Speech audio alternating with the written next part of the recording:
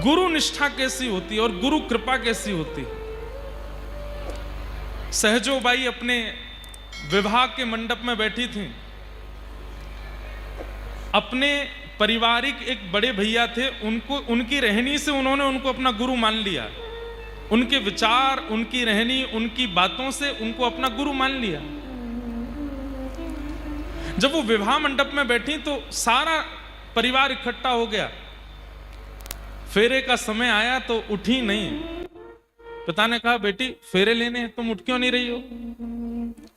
तो सहजोबाई कहती हैं, हमारे गुरुदेव नहीं आए, श्याम चरण दास जी नहीं आए।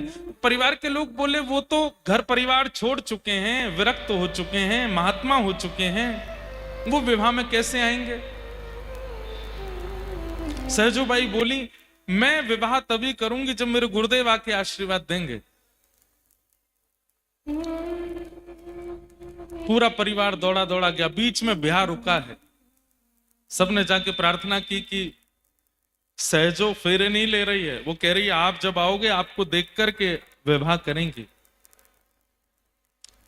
श्याम चरण दास जी महाराज ने मन बनाया और विवाह में ना जाने वाले महापुरुष आए। जैसे सहजोबाई को देखा, पता नहीं उनके चित्त में क्या भावना आई और सिर पर हाथ रख के तुरंत आज्ञा कर दी, सहजो गुरुदेव आपकी आज्ञा हो तो मैं फेरे ले लूं, मैं विवाह कर लूं। तो गुरुदेव ने आज्ञा कर दी कि मत करो, ये विवाह तुम्हारे लिए उचित नहीं है। तुम्हारे अंदर जो निष्ठा है, जो भावना है, जो प्रेम है संतों के प्रति, भगवत प्रति, गुरु के प्रति, उससे तुम्हारा गृहस्थ में प्रवेश करना उचित नहीं होगा, अन्याय होगा, मत करो। परिवार के लोग चकित रह गए, ये कैसे हमारे गुरुदेव ब्याह में आके ब्याह रुकवा दिया, उसके मुंह पे बोल रहे हैं कि तुम ब्याह मत करो। सहजोबाई ने तुरंत अपना सब ब्याह का वस्त्र सब उतार दिए और सामान्य वेश धारण कर लिया। बोले, गुरु आज्ञा हो गई, अब ब्याह नहीं करूंगी। चली गई सब छोड़ करके। दिल्ली में स्थान है सहजोबाई का, और वहीं रह करके बस अपने गुरु का स्मरण करती। एक दिन उनकी गुरु निष्ठा पर ठाकुर जी रीझ गए। इतना प्रेम, इतनी निष्ठा गुरु के प्रति रखती हैं। गुरुदेव को प्रार्थना करके आई हैं कि हे गुरुदेव, आप मेरी कुटिया पर प्रसाद पाने आओ। तो श्री श्याम चरण दास जी ने एक समय दे दिया कि हम इतने प्रहर पे तुम्हारे यहां आएंगे। उसी दिन ठाकुर जी भी रीझ गए उनकी भक्ति से। सब लोग इधर देखो, ध्यान से सुनना। गुरु जी ने कहा, कल हम इतने प्रहर पे तुम्हारी कुटिया आएंगे प्रसाद पाने के लिए। ठाकुर जी भी उसी प्रहर का प्रतीक्षा कर रहे हैं। बोले, मैं भी उसी समय जाऊंगा और देखता हूं सहजो मुझे पहले प्रणाम करेगी कि अपने गुरुदेव को करेगी। देखता हूं कैसी भक्ति, कैसी निष्ठा।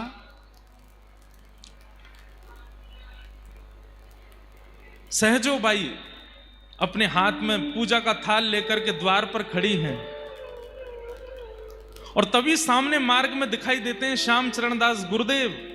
गुरुदेव को देखते ही नेत्रों से अश्रुपात होने लगे, रोम रोम कंपित होने लगा, मेरे सदगुरुदेव भगवान पधार रहे हैं। लेकिन तभी क्या देखती हैं कि गुरुदेव के ठीक बगल में मोर मुकुट धारण किए, पीतांबरी पहने हुए, अपने हाथ में अधर पर वंशी धारण किए हुए, ललित गति विलास बल गुहास प्रणय निरीक्षण कल्पितो रुमान, ललित गति से चलते हुए त्रिभंग ललित श्याम सुंदर भी चलते आ रहे हैं।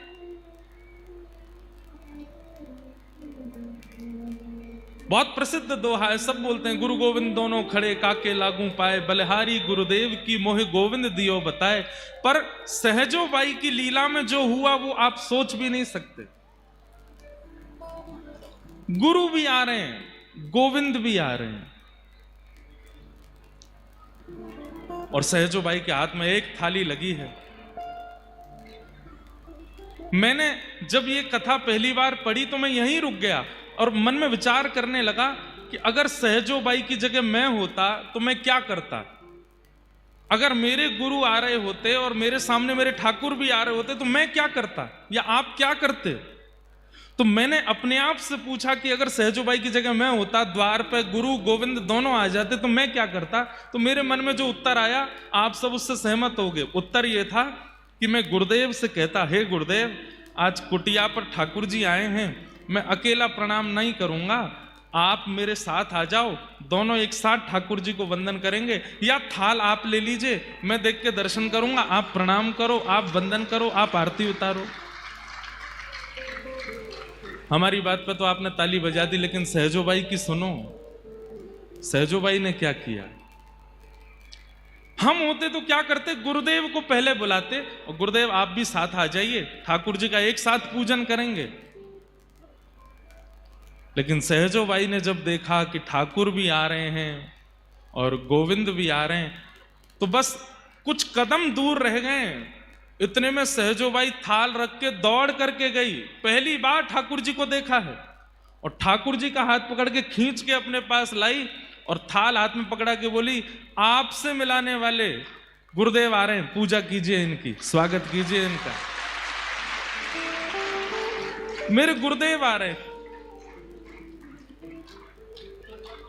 ठाकुर जी सहजोबाई की ओर देखने लगे, बोले, सहजो, मैं ईश्वर हूं, मैं परमात्मा हूं, मेरी कृपा से तुझे जन्म मिला, मेरी कृपा से तुझे दृष्टि मिली, मेरी कृपा से तुझे हाथ मिले, मेरी कृपा से पैर मिला, मेरी कृपा से वाणी मिली, मेरी कृपा से तेरा अस्तित्व है, और मैं तेरे द्वार पर आया, तू तब भी तेरे प्रकार ही जन्म लेने वाले, एक सामान्य मां के गर्भ से जन्म लेने वाली गुरु की पूजा मुझसे करा रही है।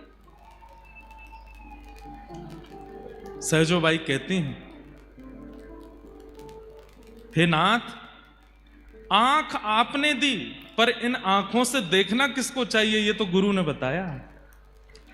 हाथ आपने दिए, पर इन हाथों से सेवा किसकी करें, ये तो गुरु ने सिखाया। शरीर आपने दिया, पर इस शरीर से अगर गुरु नहीं मिले होते, शरीर आपने दिया, तो इस शरीर से हमारी गति तो अधम ही होती, हम तो नरक में ही जा रहे होते, पर हमें वैकुंठ का मार्ग दिखाने वाले तो गुरु हैं। आपने पंच इंद्रियां दी, आपने सब कुछ दिया, पर इन सब कुछ का सदुपयोग सिखाने वाले तो गुरु है ना। अब ज्यादा बात नहीं बनाओ, चलो गुरुदेव की पूजा करो। ठाकुर जी के नेत्र सजल हो गए, और पहली बार इतिहास में ऐसा हुआ, शिष्य बगल में खड़ा है, गुरुदेव सामने खड़े और ठाकुर जी दोनों की आरती उतार रहे हैं। सहजोबाई अंदर घर में गए तो फिर वहां होड़ लगी, एक आसन लगा, ठाकुर जी बोले मैं बैठूंगा। सहजोबाई बोली, एक बात कहूं? ठाकुर जी बोले, हाँ बोलो। आपको बुलाया था क्या मैंने? आप बिना निमंत्रण के आए हो। आसन तो निमंत्रित व्यक्ति के लिए लगाया गया है, तो गुरु जी बैठेंगे, गुरुदेव को बैठा दिया।